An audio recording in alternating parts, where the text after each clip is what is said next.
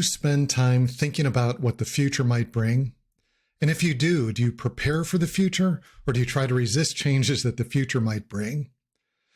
Hi, I'm Seth Dobbs, and this is the Principle-Driven Leadership Podcast, where I share principles of leadership along with examples of how to apply them to help make you be the best leader you can be. These principles are based on my years of experience as an executive leader in building teams and organizations and in coaching others to become leaders themselves. And I believe that not only can anyone develop leadership skills, but that everyone can and should develop leadership skills. I think they're essential in helping you achieve your best in whatever way you might be trying to make an impact. And that's because leadership skills help you better influence others to effectively create durable results. And leadership is a journey that often involves facing the unknown. So there's been a constant theme throughout the episodes of this season revolving around change, uncertainty, and the unknown. And this is because you as a leader need to be adept at navigating through change, through the unforeseen.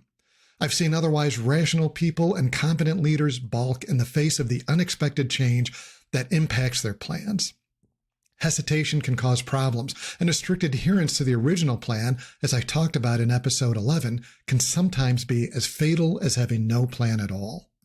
A leader's role is deeply connected with working towards the future. Leadership skills in large part are about trying to shape the future in big and in small ways. The further out you need to project as a leader, the greater the likelihood that you're going to encounter unknowns in your planning. In fact, you're often deliberately driving into the unknown as a leader to bring something new to your team, to the organization, to the world. The most successful leaders are ones that can flex and adapt to new information and disruptive events, even while holding true to themselves and their goals. And as you'll shortly learn, principle-driven leadership provides a framework to enable you to do just that. Now, to help bring clarity to all of this, I'm going to talk about 4 concepts in this episode. First, what change, uncertainty, and the unknown really mean.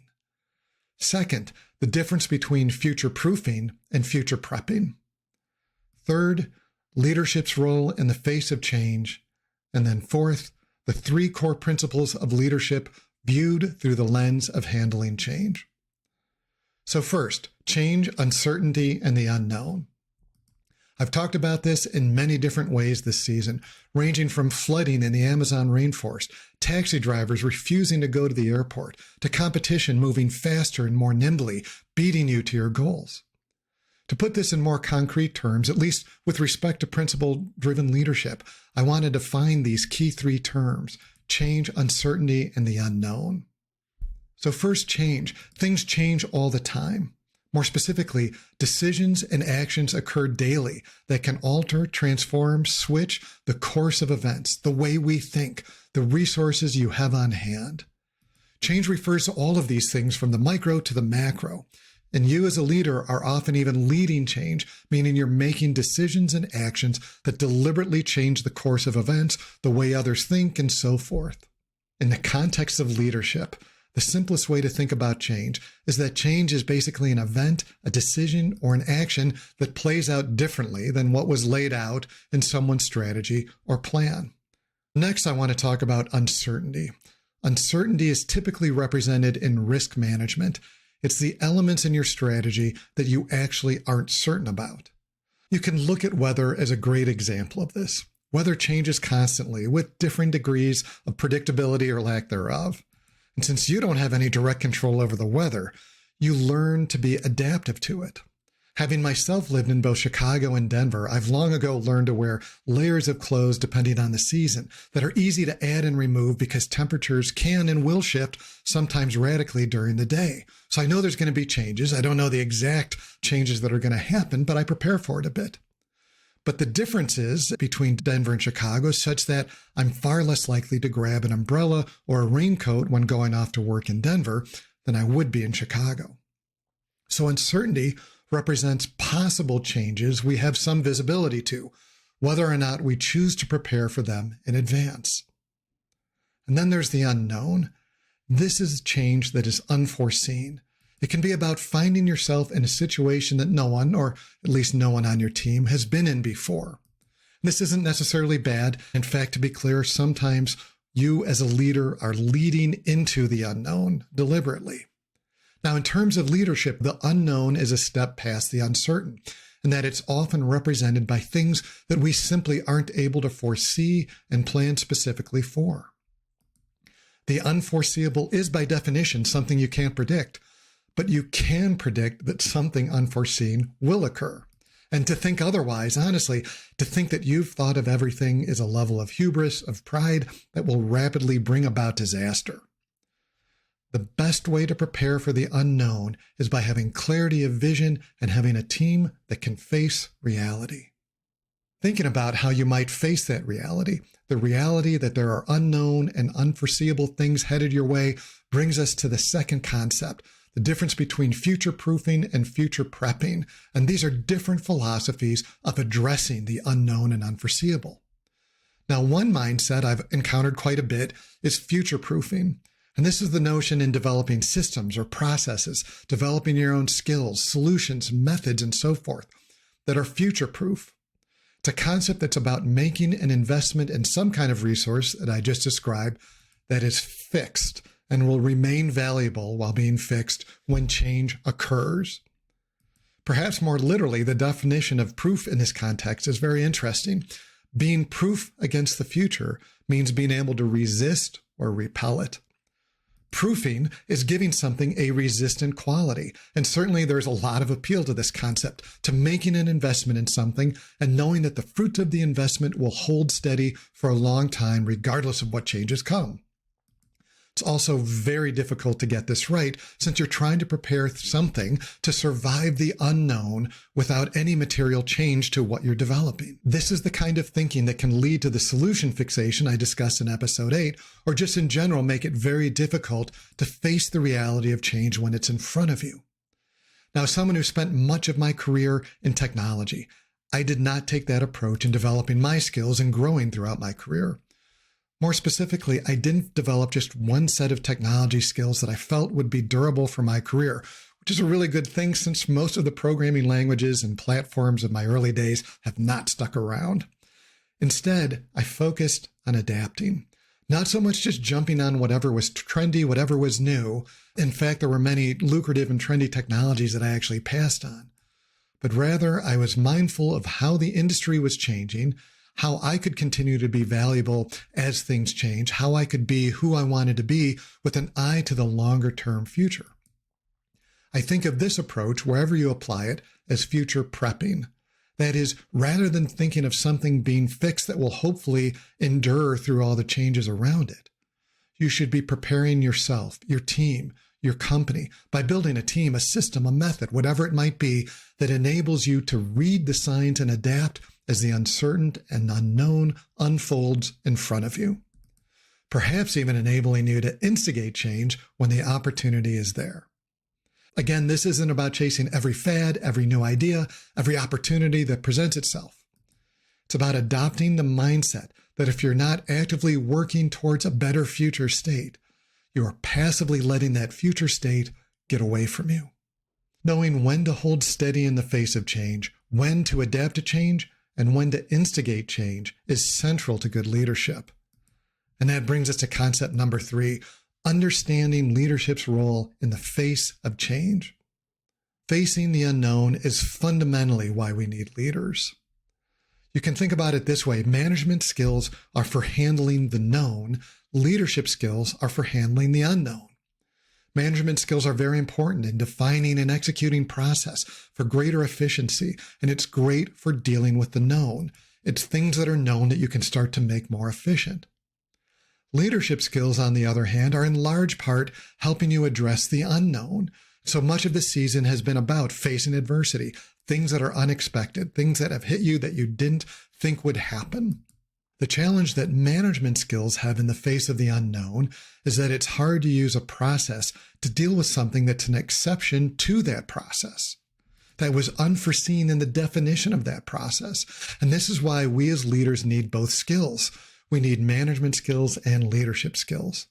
Management skills, by definition, are directing others to efficiently deliver specific results, and you need those in the day-to-day, but they are centered on the known. And in many of the stories that I've told this season, these management skills break down when you're faced with change, with the unknown. This is where leadership skills really shine. Now, it's interesting. I've met folks that I think enjoy the notion of being in charge and seek leadership skills, but don't seem to want to do the hard work of leading, of dealing with the unknown. And I have to say that if all you'll ever deal with is the known, all you really need is a guide, perhaps a manager, but not a leader. Said a different way, if all you want to do is deal with the known, you aren't ready to lead. When going to a place you've already been, you can follow a guide, a map, a set of instructions to get there. But when an accident causes a 2-hour delay in your journey, you can no longer follow that plan, and you don't know when it's going to occur ahead of time, and so you have to adapt to that. That's where leadership skills come in, understanding the objective and redirecting.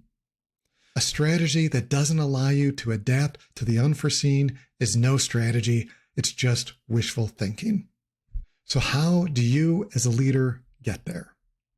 And that gets us to topic 4 of the day, the 3 core principles of leadership.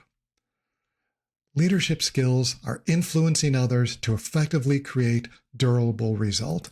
And this is a framework that enables you to adapt by centering on achieving, not just doing.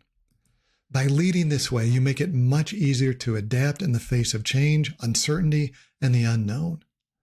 Now, throughout this season, the 3 core principles of leadership have been lurking in the background of everything I've discussed this season. So now it's time to bring them back to the forefront and bring all of the stories together, all of the concepts of this season back together. First, let's talk about vision. The first principle of leadership is that leaders provide vision, a vision defined by achieving. And this keeps us out of the mire of problem fixation, of a lack of alignment. This kind of vision provides the beacon to guide you through uncharted waters. It is the influence principle, and influence is key here because in larger and larger systems of people, you're not able to tell everyone what you want to do, even if you really wanted to. But by providing the outcomes you're trying to achieve and why you're trying to achieve them, the people you lead have a framework to guide and influence them in the heat of the moment, even in the face of unknown. And there's purposeful change. Vision ensures purposeful change can be realized and enables you to respond, not react. So whether you're holding steady, you're adapting, or driving change, the decision to do that is made with purpose. The second core principle of leadership is that leaders resolve problems. This is about recognizing change is occurring, being able to work through conflict. This philosophy provides the means for navigating uncharted territory. You should think about it this way. The measure of your team, your organization, your company, your ecosystem, whatever you might be leading, isn't in the absence of problems, but rather how well the people you lead rally together to face the unknown, the unexpected adversity, which of course ultimately is a measure of you as a leader and your ability to face and fix reality. Knowing what reality to face, what changes are impactful, what are preventing you from realizing your vision and changes, and what can be ignored or deprioritized is central to leadership and navigating change. And the third core principle of leadership is that leaders create more leaders. It's about coaching more people into creating, owning, and driving vision, coaching more people into recognizing and facing adversity. Doing this creates greater reach for you in seeing change and in reacting to it. Ultimately, you should want everyone in your team, your organization, your company to have leadership skills. You can think about the fire ants. When the calamity hits, they stop going about their immediate job and rally together. This is what you want for your team. You can't have leaders rallying like this without vision, without a culture of problem resolution, without being aligned and autonomous. Leadership, by definition, is about change. In fact, leadership and change, I think, always go hand in hand. If there isn't change involved, if there isn't something new, some new horizon we're trying to reach, what are we actually leading people through or to?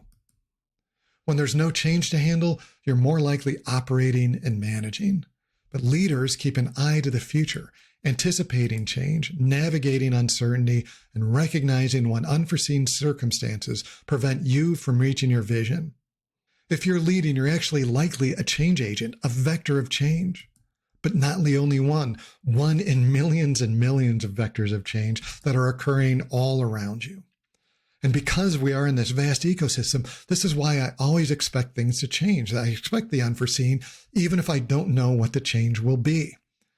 This is why we need leaders, to guide you through purposeful change with strategy, to provide the tactics to create forward motion, and to help you change tactics and even your strategy when the unknown blocks you from reaching your outcomes, from reaching your vision. This is leadership. So I want you to think, as a leader, what changes are you hoping to make today, tomorrow, and into the future? What might get in the way of these changes, of that vision? And how will you deal with it when the unknown inevitably arrives? Thanks so much for joining me. Please subscribe and share with a friend if you liked it. Send thoughts and questions to contact@pdlpodcast.com, and join me next time when I'll be joined with my behind-the-scenes podcast partner, Laura, to answer some of the questions and comments we've received throughout this season.